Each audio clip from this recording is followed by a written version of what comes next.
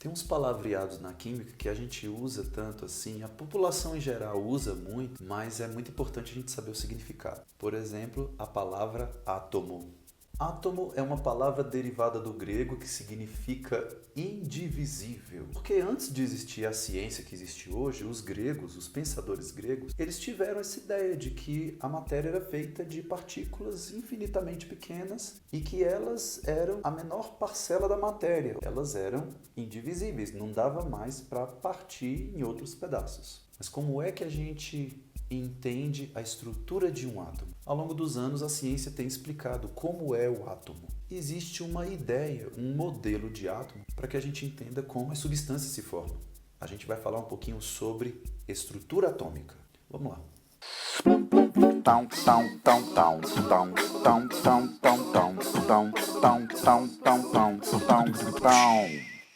Como melhor entender o átomo? Porque a gente não consegue visualizar um átomo. Alguns equipamentos conseguem ter uma noção de como é o átomo, mas perfeitamente a gente ainda não consegue. Já tivemos mais ou menos umas 4, 5 ideias de como é o átomo. Não que uma estava errada e a outra que acabou aparecendo veio a ser a certa, não é isso. É que devido à época, aquele modelo explicava o que a ciência precisava explicar. O primeiro modelo atômico foi o de Dalton, como se fosse uma esfera infinitamente pequena, maciça, indivisível.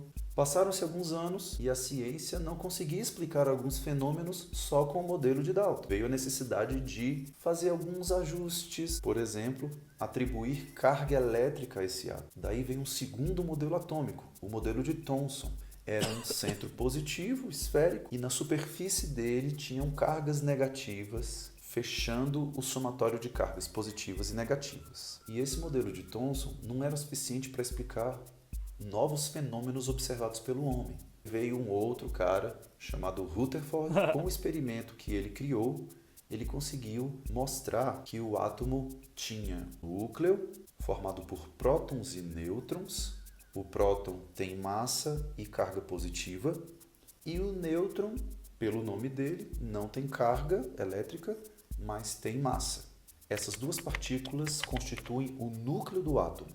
E ao redor desse núcleo, nós temos os elétrons, de massa quase desprezível, mas tem carga negativa. Qual a diferença de um átomo de ferro para um átomo de carbono, sendo que todos são feitos de prótons e nêutrons no núcleo e elétrons ao redor? A diferença está na quantidade dessas partículas de um átomo para outro. No ferro, nós temos 26 prótons. No carbono, nós temos 6 prótons. E uma outra coisa muito importante. O número de prótons, que são responsáveis pelas cargas positivas, num átomo é igual ao número de elétrons. No ferro que eu acabei de falar, se tem 26 prótons, 26 cargas positivas, tem também 26 elétrons ao redor desse núcleo, para fechar a conta de cargas, entendeu? E lá no carbono, se tem 6 prótons no núcleo, também vai ter 6 elétrons lá na eletrosfera. Daí você percebe por que existem mais de 100 elementos químicos diferentes.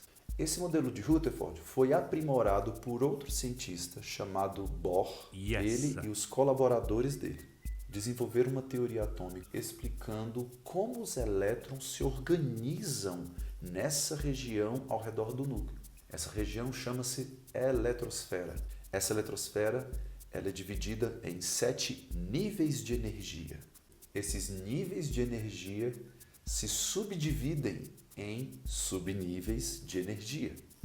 Então, resumindo, para que um átomo exista de acordo com a teoria de Bohr, a eletrosfera está dividida em níveis de energia e também subníveis. Nós entendemos que na natureza tem 4 tipos de subníveis. Subnível S, P, D e F. Esses subníveis têm uma quantidade máxima de elétrons, como essas que eu coloquei aí agora. E esses elétrons, dentro de cada subnível, estão organizados em seus orbitais, que é a região onde o elétron está na maior probabilidade. Os orbitais são muito difíceis de serem desenhados, então estou fazendo quadradinho aqui para a gente entender melhor, ok? Aí, o que acontece? Em cada orbital, de acordo com o princípio da exclusão de Pauli, cabem no máximo 2 elétrons. Então, por isso que no subnível S a gente só tem no máximo 2 elétrons, porque só tem um orbital. Mas no subnível P, nós temos 3 orbitais, então cabem no máximo 6 elétrons ao todo no subnível. E por aí vai, o raciocínio para o subnível D e o raciocínio para o subnível F é a mesma coisa, só que como aumenta o número de orbitais, temos mais elétrons.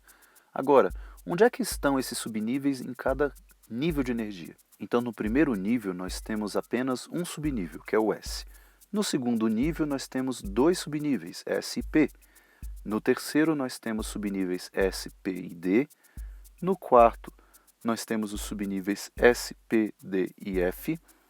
No quinto nível, nós temos a mesma coisa. No sexto nível, nós vamos ter 3 subníveis, S, P e D.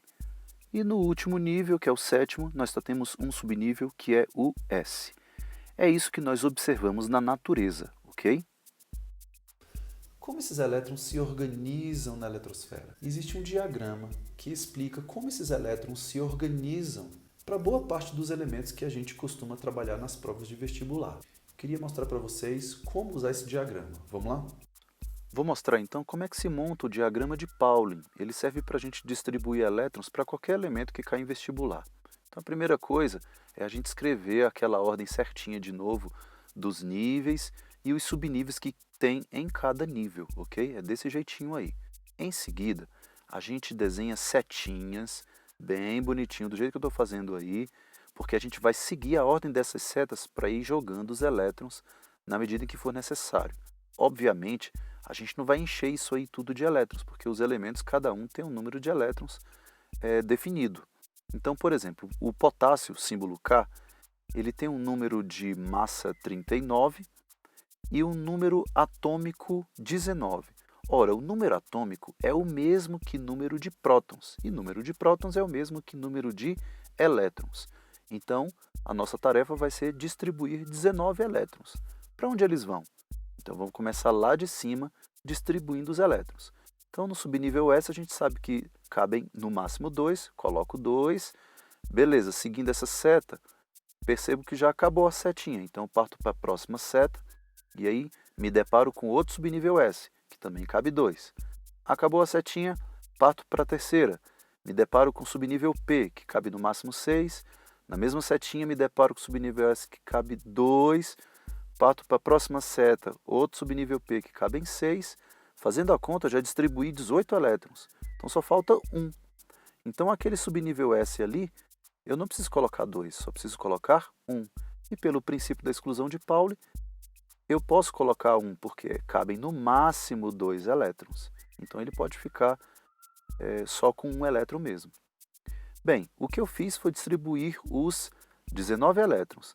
Se eu pegar essa sequência que eu escrevi ali e colocar por extenso na linha do caderno, vai ficar exatamente o que eu estou escrevendo aqui. Ó. 1s2, depois 2s2, depois 2p6, 3s2, 3p6 e 4s1. Essa sequência é a distribuição eletrônica do elemento. A gente também chama isso de configuração eletrônica, que é a ordem certa de distribuição de elétrons para o potássio. Sabendo fazer para o potássio, você sabe fazer para qualquer outro elemento, ok?